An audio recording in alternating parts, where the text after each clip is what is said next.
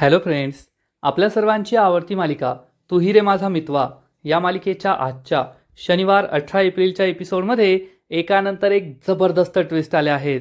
Friends, आजचा episode खूप भारी होता. आधी तर मामीचा प्लॅन यशस्वी झाला. मामीने रमाकांत आणि सुप्रियाचे फोटो संपूर्ण कुटुंबासमोर आणले आणि मग आपल्या ईश्वरीवर सगळ्यांनी एकानंतर एक बॉम्ब फोडले. आजीने तर चक्क ईश्वरीच्या सनसनीत मुस्काटात मारली. अंजली, मामा, आकाश हे सगळे ईश्वरीवर तुटून पडले. ईश्वरीला घराबाहेर काढायला निघाले, पण शेवटी आपला अर्णव पुढे सरसावला. त्याने सगळ्यांना ठणकावून सांगितलं, ईश्वरी माझी बायको आहे. या घरावर तिचाही तुमच्या एवढाच हक्क आहे आणि ती हे घर सोडून जाणार नाही. ईश्वरी आणि तिच्या आईची या सगळ्या प्रकरणात काहीच चूक नाहीये. ते निर्दोष आहेत आणि मी त्यांना निर्दोष सिद्ध करून राहणारच. त्यामुळे सगळ्यांना जबर धक्काच बसलाय. मामीचा प्लॅन फ्लॉप झालाय आणि अर्णव आणि ईश्वरीला शंका आली आहे की हे सगळे फोटो घरातील लोकांसमोर कसे आले. याचा अर्थ आपल्या घरातीलच कुणीतरी व्यक्ती या सगळ्याच्या मागे आहे. मग आता अर्णव आणि ईश्वरी मामीपर्यंत पोहोचू शकतील का? पुढे काय होईल हे जाणून घेण्यासाठी हा व्हिडिओ शेवटपर्यंत नक्की पहा. फ्रेंड्स, आजच्या एपिसोडच्या सुरुवातीलाच बारशाचे सगळे विधी झालेले असतात आणि मग आजी ही ईश्वरीला सांगते, चला बाळाच्या मामी आता बाळाच्या कानामध्ये बाळाचं नाव सांगा.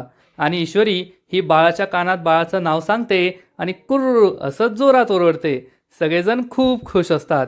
ईश्वरी म्हणते, आजपर्यंत आपण बाळाला विविध नावाने हाक मारायचो. बाळाचं नाव हे असेल ते असेल, ठरवायचो की बाळाचं नाव काय ठेवायचंय. त्याचबरोबर बाळाला छकुली, गोडुली, सोनू अशा नावाने हाक मारायचो. पण आता बाळाचं नाव मी ठेवलंय आणि बाळाचं नाव जे काही आहे ते सांगण्याचा आता बाळाच्या आईचा हक्क आहे. ईश्वरी, अर्णव हे सगळे खूप खुश असतात. आजी, अंजली, ईश्वरी सगळे पुढे येतात आणि बाळाला पाळणा देतात. बाळाचा पाळणा झुलवतात आणि छान छान गाणंसुद्धा म्हणतात. त्यामुळे सगळ्यांनाच आनंद होतो. अर्णव खूप खुश असतो. घरातील वातावरण एकदम छान झालेलं असतं. सगळ्या बायका पाळणा गात असतात.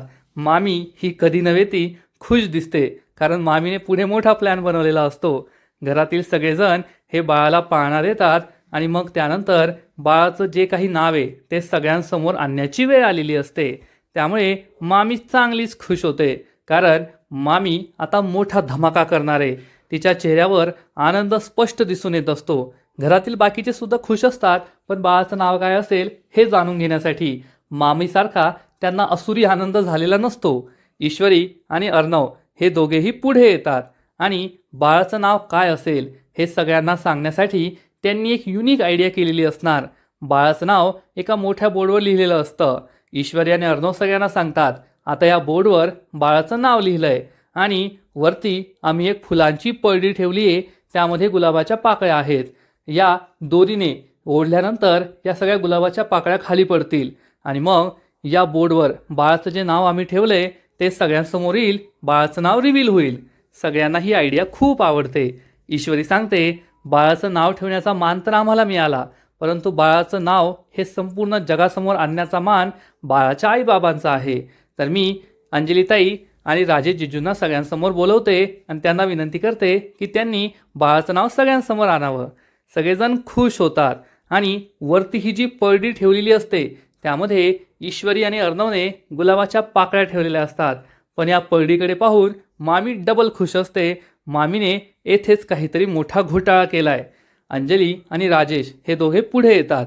ईश्वरी आणि अर्णव दोघे बाजूला जाऊन उभे राहतात आणि आता आपल्या बाळाचं नाव काय असेल हे जाणून घेण्यासाठी सगळेच उत्सुक असतात.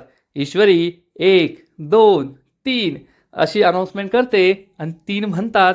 राजेश हा जी फुलांची पळडी असते त्याची दोरी ओढतो. गुलाबाच्या पाकळ्या खाली पडतात आणि अंजली हे जे बोर्डवर नाव लिहिलेलं असतं त्यावरील पडदा बाजूला करते आणि बाळाचं नाव कर्णिका असं असतं ते सगळ्यांसमोर येतं.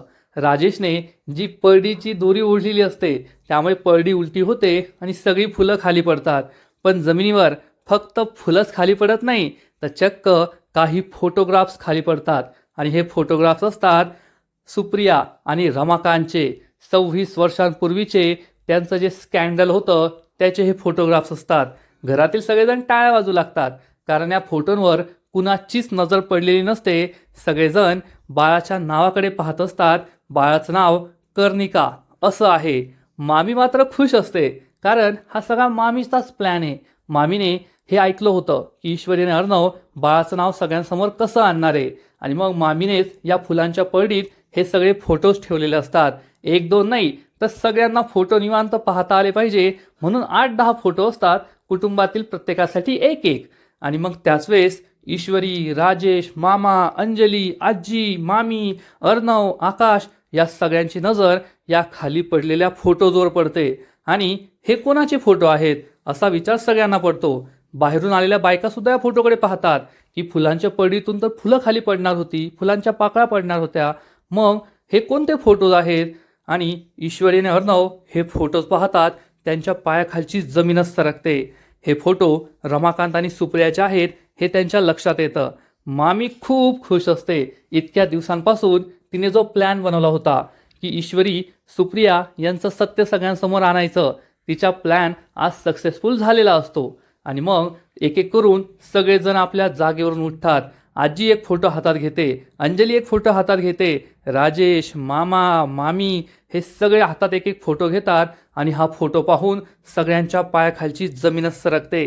सुप्रिया म्हणजे ईश्वरीच्या आईच्या खांद्यावर अर्णवचे वडील रमाकांतचं डोकं आहे. आणि हा तोच फोटो आहे ज्यामुळे अर्णवचं संपूर्ण कुटुंब उद्ध्वस्त झालं होतं. रमाकांत आणि सुप्रियाचं एकमेकांवर प्रेम आहे, त्यांचे विवाह बाह्य संबंध आहेत, या आरोपामुळेच अर्णवची आई स्वास्तिका हिने आत्महत्या केली होती. अर्णवचे वडील रमाकांत हे बदनामीमुळे घर सोडून निघून गेले होते. अर्णव आणि अंजली लहान वयातच अनाथ झाले होते. त्यांचा सगळा बिझनेस धुळीस मिळाला, ते भिकेला लागले होते. हे सगळं या सर्वांना समजतं. सगळेजण ईश्वरीकडे रागरागाने पाहू लागतात. अर्णव आणि ईश्वरीच्या हातात सुद्धा फोटो असतो. हा फोटो पाहून सगळ्यांना जबर धक्का बसलेला असतो. आणि मग कालपर्यंत ज्यांच्या डोळ्यात ईश्वरीबद्दल प्रेम, आदर, सन्मान असायचा, ते सगळे ईश्वरीकडे रागारागाने पाहत असतात. आजी, आकाश, मामा हे सगळे ईश्वरीकडे रागारागाने पाहत असतात. अंजलीचा तर राग ईश्वरीवर असतोच, पण राजेशला काही कळत नसतं, तरी त्याला काय कळालंय देव जाणे. आजीला हे सगळं समजल्यावर जबर धक्का बसतो आणि आजी ही चक्कर येऊन खाली कोसळते. घरातील सगळे खूप घाबरतात, आजीकडे धावत जातात. आकाश हा आजीसाठी पाणी आणायला जातो. बाहेरच्या सगळ्या बायका अरे देवा, अरे देवा, हे काय झालं, हे काय झालं असं तोंडाला हात लावत असतात. आणि मग आकाश हा आजीसाठी पाणी आणून देतो. आजीला पाणी पाजतो आणि ईश्वरी ही रडत असते. ईश्वरीला समजलेलं असतं की आता आपलं काही खरं नाही, आपली आता धुलाईच होणार आहे. मामाला दिसतं की सगळे बाहेरची माणसं चर्चा करताय की हे सगळं काय होतंय. मामा पुढे येतो, सगळ्यांना म्हणतो माफ करा, पण आता आमच्या कुटुंबाला एकटं सोडा, तुम्ही जाऊ शकता. सगळी माणसं म्हणतात ठीक आहे, आणि बाहेरची लोक तेथून निघून जातात. ईश्वरी ही रडत असते. आजी अजूनही बेशुद्ध असते. सगळेजण आजीच्या आजूबाजूला असतात. आजीला खुर्चीवर बसवलेलं असतं. आजी ही पूर्णपणे त्राण गेलेली असते. स्वास्तिकाचं सगळं जे काही झालं ते ईश्वरीच्या आईमुळे झालं हे सत्य समजल्यानंतर तिला मोठा धक्का बसलेला असतो. ईश्वरी आजीजवळ येते आणि म्हणते, आजी डोळे उघडा, माझं ऐकून घ्या ना, तुम्हाला हे जे काही समजलंय. पण ईश्वरीचं वाक्य पूर्ण होण्याआधीच आजीमध्ये 10 हत्तींचं बळ येतं. आजी उभी राहते आणि ईश्वरीच्या सनसनीत मुस्काटात मारते. ईश्वरीचं थोबाडच फोडते. त्यामुळे अर्णवला खूप वाईट वाटतं. पण मामा, मामी, अंजली, आकाश हे सगळे मात्र खुश होतात. अर्णव जोरात ओरडतो, आजी हे काय करतेस तू. पण आजी त्याचं काही ऐकतच नाही आणि ईश्वरीला जाब विचारते, अगं लाज नाही का वाटत, तुझ्या आईमुळे माझ्या स्वास्तिकाने आत्महत्या केली, तुझ्या आईमुळे रमाकांत घर सोडून गेले, तुझ्या आईमुळे माझे अंजली आणि अर्णव लहानपणीच अनाथ झाले, आणि या सगळ्यासाठी तुझी आई जबाबदार आहे, आणि तू तिची मुलगी आमच्या घरची नाचसून, हे मी कधीच सहन करणार नाही. ईश्वरी ढसाढसा रडू लागते आणि म्हणते, आजी माझं ऐकून तरी घ्या. आजी ओढून म्हणते, गप्प बस, मला तुझं काहीच ऐकून घ्यायचं नाहीये. जर मला माहीत असतं ना तू त्या बाईची मुलगी आहे, तर मी तुझ्या लग्नाला परवानगी देणं तर सोड, तुला या घरात पाय सुद्धा ठेवू दिला नसता, तुला माझी नाचसून म्हणून कधीच मान्य केलं नसतं. अगं तुला माहिती आहे का तुझ्या आईने काय केलंय, आणि तुला हे सगळं नक्कीच माहीत असणार. तुला हे सगळं माहीत होतं की तुझ्या आईमुळे आमच्या कुटुंबावर काय बितलीये, तरीसुद्धा तू या घरची सून म्हणून या घरात आलीस, आमच्याशी खोटं खोटं चांगलं चांगलं वागण्याचा प्रयत्न करतीयेस. मी तुला कधीच माफ करणार नाही. ईश्वरी ढसाढसा रडू लागते. अर्णवला खूप वाईट वाटतं. वल्लरीला तर आनंदी आनंदगडेच झालेला असतो. ती खूप खुश असते. मामा म्हणतो, ईश्वरी खरंच तू आम्हाला फसवलंय. तू त्या बाईची मुलगी आहे जिने माझ्या स्वास्तिकाताईचा जीव घेतलाय, जिने माझ्या अर्णव अंजलीला अनाथ केलंय. खरंच तुझ्याकडून ही अपेक्षा नव्हती. ईश्वरीला खूप वाईट वाटतं, कारण आजपर्यंत जो मामा तिच्याशी नेहमी गोड गोड बोलायचा, तिला नेहमीच सपोर्ट करायचा, तोच तिच्या विरोधात बोलतोय. ईश्वरी रडू लागते आणि आकाशला सुद्धा तोंड फुटतं. आकाश सुद्धा म्हणतो, ईश्वरी तुला हे आधीपासून माहीत होतं का की तुझ्या आईमुळे स्वास्तिका आत्याने आत्महत्या केली आहे? तर अंजली म्हणते, आकाश काय प्रश्न विचारतोय तू? ईश्वरी आहे ती, तिला सगळं माहीत असतं, फक्त मला काही माहीत नाहीये अशी ॲक्टिंग करते ती, तिला ते लय भारी जमतं. अर्णव हा खूप दुःखी होतो. ईश्वरी रडू लागते. मामी ही चांगलीच खुश असते. आणि अंजली म्हणते, या मुलीचं खरं रूप मला आधीपासून माहीत होतं आणि आता तिच्या आईचं सत्यसुद्धा आपल्याला कळलंय. मामी म्हणते, हो खरंय. ईश्वरी तुला लाज नाही वाटली का हे सगळं करायला? तुझ्या आईने तर माझ्या स्वास्तिका ताईचं संपूर्ण आयुष्य बर्बाद केलंच होतं, पण तू आता या घरात आलीये अर्णव आणि अंजलीचं आयुष्य बर्बाद करण्यासाठी. आणि मी आधीपासून सगळ्यांना सांगत होते, या मुलीवर विश्वास ठेवू नका, हिच्या साध्या भोळ्या चेहऱ्यावर विश्वास ठेवू नका, ही मुलगी एक नंबरची खोटाडी आहे. पण तेव्हा तुम्ही माझं ऐकलं नाही आणि तेव्हा तुम्ही तिच्यावर विश्वास ठेवला, मला वाईट बोलला, पण आज तुम्हाला तिचं सत्य कळलंय. मामा म्हणतो, ईश्वरी तू आम्हाला फसवलंय. तुझ्या आईने आम्हाला जी जखम दिली ना ती कधीच भरून निघणार नाही. आम्ही फक्त असे दाखवतो की आमची स्वास्तिकाताई गेली, ते दुःख आम्ही विसरलोय, पण ते दुःख आम्ही कधीच विसरू शकत नाही. आणि आज तुझ्यामुळे तर त्या जखमेवरची खपली पुन्हा एकदा काढली गेली आहे. मला नाही माहीत की यामध्ये तुझा काय दोष आहे किंवा काय, पण जर तुला या घरची सून म्हणून राहायचं असेल, अर्णवची बायको म्हणून या घरात राहायचं असेल, तर तुझ्या आईशी सगळे संबंध तोडावे लागतील. देसाई कुटुंबाशी सगळे संबंध तोडावे लागतील. तुझ्या आईला पुन्हा कधीच भेटायचं नाही, तिला आई म्हणायचं नाही, तरच तू या घरात राहू शकतेस, नाहीतर या घरात तुला जागा नाहीये. ईश्वरीला जबर धक्काच बसतो. अर्णव सुद्धा विचार करतो, गुंगा बोला, हे काय बोलतोय मामा? पण अंजली ही लगेच म्हणते, मामा हे काय बोलतोयस तू? ईश्वरीने तिच्या आईशी संबंध तोडले म्हणजे तिला या घरात राहता येईल? नाही, तिला या घरात राहता येणार नाही. ही ईश्वरी खूप वाईट मुलगी आहे. तिची कट कारस्थाना मला चांगली माहिती आहे. आणि जर ईश्वरी या घरात राहिली तर आपल्याला नेहमी तिचा चेहरा दिसत राहील आणि तिच्या आईने आमच्या आईबरोबर काय केलंय याची जाणीव होत राहील. त्यामुळे आता या ईश्वरीला या घरात जागा नाही, तिला या घरात ठेवायचं नाही. ईश्वरी रडत असते. आजी म्हणते, जर असं असेल ना तर मग ठीक आहे, ईश्वरी या घरात राहू शकत नाही. अर्णवला जबर धक्काच बसतो, कारण आजी चक्क ईश्वरीला घराबाहेर काढतीये. आणि मग आजी ईश्वरीला म्हणते, ईश्वरी तू माझ्या स्वास्तिकाच्या आत्महत्येसाठी जबाबदार आहे. त्या बाईची मुलगी आहे जिच्यामुळे माझं संपूर्ण कुटुंब उद्ध्वस्त झालं. तुला या घरात जागा नाही असं म्हणून आजी चक्क ईश्वरीचा हात पकडते आणि ईश्वरीला हकलून देते. अर्णव तसाच उभा असतो. अंजलीच्या तर मनासारखंच झालेलं असतं. तिला तर ईश्वरी तशी सुद्धा आवडत नव्हती आणि आता तर ती खुशच असते. राजेश हा कन्फ्यूज होऊन पाहत असतो, हे सगळं काय चाललंय. मामीच्या मनात तर आनंदाच्या उकळ्याच फुटत असतात.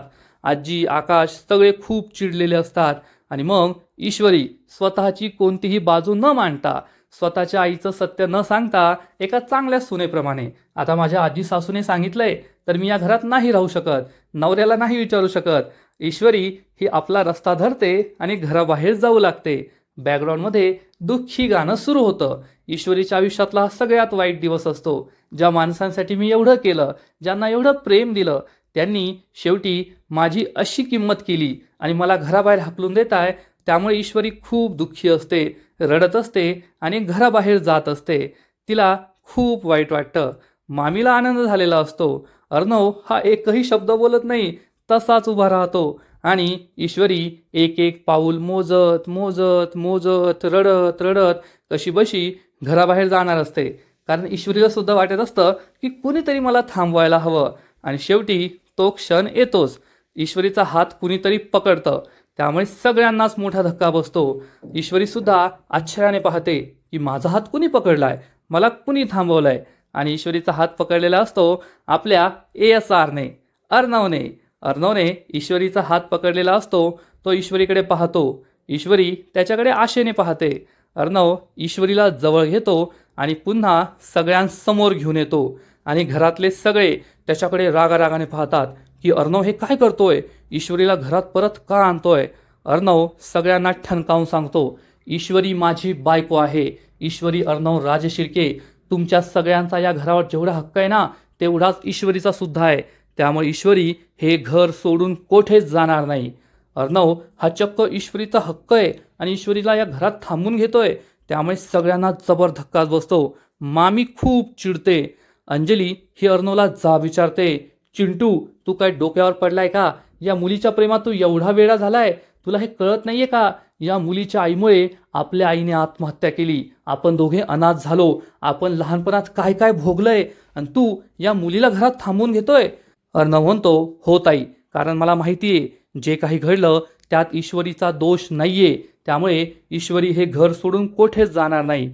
अंजली खूप चिडते. मामा म्हणतो, ईश्वरीचा दोष नाहीये. अर्णव तू असं कसं कसं बोलू शकतो? आजी म्हणते, चिंटू तुला कळत कसं नाहीये?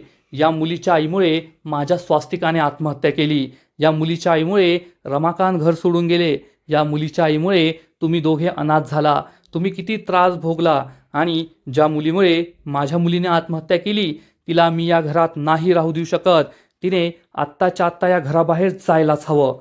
घरातील सगळे ईश्वरीकडे रागारागाने पाहतात आणि मग मामी अगदी तिच्या नावाप्रमाणेच अतिशय वाईट बोलते. मामी म्हणते, अर्णव तुला कसं कळत नाहीये? जसा या ईश्वरीचा साधा भोळा चेहरा आहे ना, पण ती एक नंबरची कपटी आहे, काळ्या मनाची आहे. तसंच तिची आई सुद्धा आहे. या फोटोमध्ये पहा, तिच्या आईचा कसा साधा भोळा चेहरा दिसतोय. पण जसं तुझ्या बाबांना रमाकांतला तिने फसवलं, असं अनेक परपुरुषांना या साध्या भोळ्या चेहऱ्याने वेड लावलं असेल, त्यांचे संसार उद्ध्वस्त केले असतील. ईश्वरीला जबर धक्काच बसतो. वल्लरीने चक्क तिच्या आईवर इतका घाणेरडा आरोप लावलेला असतो, तिच्या चारित्र्यावर संशय घेतलेला असतो. अर्णव चिडून म्हणतो, मामी बस झालं, काय बोलतीयस? तुझं तुला तरी कळतंय का? घरातील सगळे चिडलेले असतात आणि तेवढ्यात आपला राजेश त्याच्या आयुष्यातलं सगळ्यात भारी काहीतरी चांगलं काहीतरी बोलतो. राजेश म्हणतो, थांबा थांबा, माझं ऐकून घ्या, आधी शांतपणे माझं ऐकून घ्या. सगळेजण राजेशचं ऐकतात. राजेश म्हणतो, खरं सांगायचं तर मला काही आठवत नाहीये. येथे काय चाललंय ते सुद्धा मला समजत नाहीये. पण तुमच्या बोलण्यावरून मला जेवढं कळलंय त्यावरून सांगतोय. हा फोटो पाहून मला कळतंय की हे जे रमाकांत आहे ना, अर्णव साहेब आणि अंजली मॅडमचे वडील, त्यांच्या डोळ्यामध्ये मला खोटेपणा दिसत नाहीये. त्यामुळे त्यांनी काही चूक केली असेल आणि ईश्वरी मॅडमच्या आईने काही चूक केली असेल असं मला वाटत नाही. ही पहिली गोष्ट. आणि दुसरी गोष्ट म्हणजे ईश्वरी मॅडम खरंच किती चांगले आहेत. माझ्याशी चांगलं वागतात, या घरातील सगळ्यांची काळजी घेतात, बाळाची किती काळजी घेतात. आणि जरी त्यांची आई दोषी असेल तरी आईचा दोष असल्यावर त्या मुलीला शिक्षा का द्यायची? अर्णव साहेबांच्या आईबरोबर जे काही घडलं त्यात ईश्वरी मॅडमच्या आईची चूक आहे, त्या गुन्हेगार आहेत. पण त्या गुन्ह्याची शिक्षा ईश्वरी मॅडमला देणं कितपत योग्य आहे तुम्हीच मला सांगा. म्हणजे राजेशला जेवढी अक्कल आहे तेवढी बाकीच्या सगळ्यांना नाहीये. खरंच जरी सुप्रिया दोषी असेल तरी सुद्धा सुप्रियाच्या गुन्ह्याची शिक्षा ईश्वरीला सगळेजण का देत आहे? तिला थोबाडीत मारणं, तिला घराबाहेर काढणं, तिच्यावर आरोप लावणं, हे सगळ्याचं काहीच लॉजिक नाहीये. आणि आजी म्हणते, नाही नाही जावई बापू, असं कसं? तर जावई बापू राजेश म्हणतो, आजी ऐकून घ्या, ईश्वरी मॅडमची यात काहीच चूक नाहीये आणि तिला घराबाहेर काढणं मला अतिशय अयोग्य वाटतंय. तिच्यावर अन्याय होतोय. अंजलीचा तर चेहराच पाहण्यासारखा झालेला असतो. कारण राजेश तर माझा देव आहे, तो जे बोलेल तेच खरं. आणि आता राजेश ईश्वरीची बाजू घेतोय म्हणून अंजलीची बोलतीच बंद होते. घरातील सगळेजण गप्प बसतात. आणि मग अर्णव राजेशला म्हणतो, थँक्यू जिजू, खरंच तुमची मेमरी गेली आहे. पण माणूस कसा ओळखावा ही तुमची सत्सद विवेकबुद्धी अजूनसुद्धा शाबूत आहे. बाकीच्यांना तेवढं कळत नाहीये. कारण जे काही झालं त्यात ईश्वरीची काहीच चूक नाहीये. मग आपण तिला दोष का देतोय, तिला शिक्षा का देतोय? खरंच तुम्हाला थँक्यू. आणि मग अंजलीला बोलायसारखं काहीच नसतं. मामी, आजी, आकाश सगळे गप्प बसतात. आणि अर्णव हा सगळ्यांना ठणकावून सांगतो, ईश्वरी माझी बायको आहे आणि आज तुम्हाला जे कळलंय ना ते मला या आधीच माहीत होतं. आज तुम्हाला हे फोटो दिसलेत, पण मला या फोटोंचं सत्य अनेक महिन्यांपूर्वी कळालं होतं. तेव्हा मी सुद्धा तुमच्यासारखंच चिडलो होतो. मला सुद्धा तुमच्यासारखाच राग आला होता. मी ईश्वरीला दोष दिला होता, पण ईश्वरी आणि ईश्वरीच्या आईने माझ्यासमोर स्वतःला निर्दोष सिद्ध केलंय. 25 वर्षांपूर्वी जे काही घडलं त्यात ईश्वरीच्या आईचा काहीच दोष नव्हता आणि ईश्वरीचा तर काही संबंधच नाहीये. त्यामुळे ईश्वरी या घरातच राहणार, ती हे घर सोडून कोठेच जाणार नाही. सगळेजण अर्णव समोर गप्प बसतात. अर्णव समोर बोलण्याची कोणाचीच हिंमत नसते. आणि इकडे शुब्बू हा घरी आलेला असतो. त्याच्या डोक्याला लागलेलं असतं. सुप्रिया त्याच्यासाठी गरमागरम काढा घेऊन येते आणि नम्रता त्याला विचारते, शुब्बू तुझ्यावर एवढा मोठा हल्ला झाला, तू त्या हल्लेखोरांना ओळखतोस का? तुझ्यावर हल्ला कोणी केला? तर शुब्बू सांगतो, काय काकू मला तर काही कळलंच नाही. मी तर घरात निवांत होतो, पण अचानक ती माणसं आली आणि माझ्यावर सर्जिकल स्ट्राईकच केली. चांगलंच तुडवलं मला. आणि शुब्बू चक्क हसू लागतो. नम्रता म्हणते, आई पाहिलंत ना किती लागलं याला आणि हा जोक मारतोय. तर शुब्बू म्हणतो, नमे काकू तुम्हाला पण माहिती आहे की ती गुंड आता आपला कधीच मिळणार नाहीये. मग आपण कशाला टेन्शन घ्यायचं? झालं गेलं विसरून जायचं आणि आनंदात जगायचं. सगळ्यांना हे पटतं. आणि मग सुप्रिया ही नम्रताला सांगते, नमू चल आपण स्वयंपाकाची तयारी करूया, सगळ्यांना जेवणं करायची आहेत. या दोघीही स्वयंपाकाची तयारी करायला जातात. नम्रताची ओढणी तेथेच असते. शुब्बू ही ओढणी पाहतो. या ओढणीला स्वतःच्या जवळ घेतो, तिचा सुवास घेतो. तेवढ्यात नम्रता तेथे येते आणि विचारते, काय करतोयस माझ्या ओढणीबरोबर? शुब्बू म्हणतो, ही ओढणी का? मला वाटलं टॉवेल आहे, नाक पुसणार होतो. नम्रता म्हणते, दे माझी ओढणी. नम्रता ही ओढणी घेऊन जाते. शुब्बू तिच्या प्रेमात पूर्ण वेडा झालेला असतो. आणि इकडे अर्णव घरातील सगळ्यांना ठासून सांगतो, ईश्वरी हे घर सोडून कोठेच जाणार नाही. ईश्वरी या घरातच राहणार आणि मी ईश्वरीला निर्दोष सिद्ध करून दाखवेल. तिच्या आईची आणि तिची या सगळ्या प्रकरणात काहीच चूक नाहीये. असं म्हणून अर्णव ईश्वरीला आपल्या रूममध्ये घेऊन जातो. घरातील सगळे खूप चिडलेले असतात की अर्णवने चक्क या ईश्वरीची बाजू घेतलीये. आजी आपल्या रूममध्ये निघून जाते. अंजली रागारागाने निघून जाते आणि मामीचा तर चांगला जळफाळ झालेला असतो. शेवटी माझा प्लॅन फ्लॉप झाला म्हणून मामी खूप चिडलेली असते. ईश्वरीला मी घराबाहेर नाही काढू शकले. अर्णवने तिला पुन्हा एकदा वाचवलं म्हणून ती चिडते आणि आपला राजेश मामासमोर हात जोडतो आणि म्हणतो, मामा मी जे काही बोललो ना त्याचा विचार करा बरं. मामा काहीच बोलत नाही. मामा तेथेच उभं राहतो. राजेश निघून जातो. वल्लरीच्या तळपायाची आग मस्तकात गेलेली असते. त्या अर्णवने आज पुन्हा एकदा ईश्वरीला वाचवलं. आता पुढे काय करायचं हाच प्लॅन ती बनवते आणि आजचा एपिसोड संपतो. फ्रेंड्स, तू ही रे माझा मितवा या मालिकेचा आजचा एपिसोड भारी होता, पण तेवढा दुःखद सुद्धा होता. चांगल्या माणसांना अजून किती दिवस त्रास होणार आहे देव जाणे. आजचा एपिसोड तर भारी होता, पण पुढील एपिसोड आणखीन भारी असणारे, आणखीन मोठा ट्विस्ट या मालिकेत येणारे. मग नेमकं घडणार तरी काय? तर फ्रेंड्स, तू ही रे माझा मितवा या मालिकेच्या पुढील एपिसोडमध्ये आपण पाहू. ईश्वरी खूप दुःखी असेल. अर्णव तिला सावरणार. ईश्वरी म्हणेल, सर मला खरंच खूप वाईट वाटतंय. आजपर्यंत या घरातील माणसांसाठी मी किती काय काय केलं, पण ही सगळी माणसं आज मला इतकं वाईट बोलली, माझ्याशी इतकं वाईट वागली, त्यांचा माझ्यावर विश्वास राहिला नाहीये. मग एवढ्या दिवसात मी काय कमावलं? अर्णवला सुद्धा वाईट वाटणार. थोड्या वेळाने अर्णव हॉलमध्ये येईल तर त्याला दिसेल की घरातील सगळेजण चक्क हॉटेलमधून जेवण मागून जेवताय. अर्णव विचारेल, तुम्ही बाहेरचं का खाताय? तर सगळेजण सांगतील, कारण आम्ही ठरवलंय, आम्ही तुझ्या बायकोवर बहिष्कार टाकणार आहोत, तिच्या हातचं काहीच खाणार नाही.